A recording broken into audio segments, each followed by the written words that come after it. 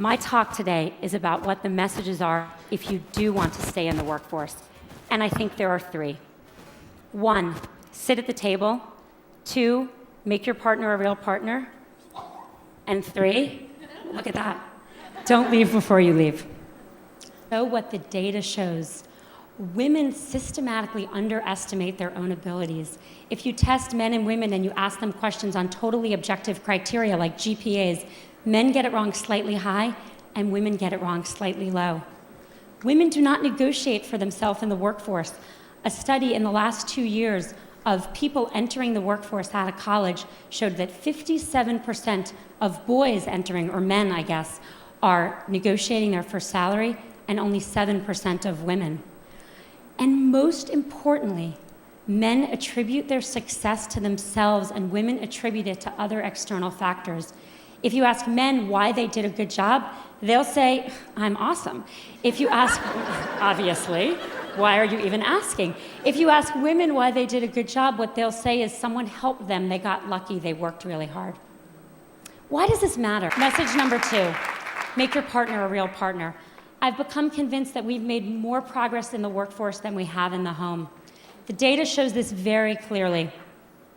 If a woman and a man work full-time and have a child, the woman does twice the amount of housework the man does, and the woman does 3 times the amount of childcare the man does.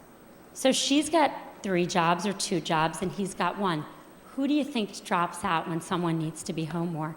Cause. I think the cause is more complicated. I think as a society, we put more pressure on our boys to succeed than we do on our girls. Message number 3, don't leave before you leave. Don't leave before you leave. Stay in, keep your foot on the gas pedal until the very day you need to leave to take a break for a child, and then make your decisions. Don't make decisions too far in advance, particularly ones you're not even conscious you're making. My generation, really sadly, is not going to change the numbers at the top.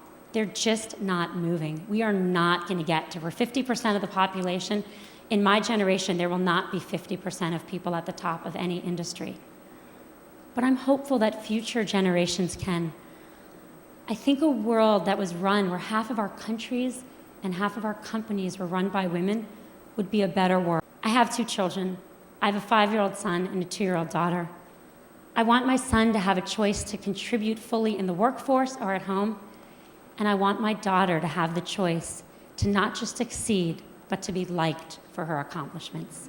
Thank you.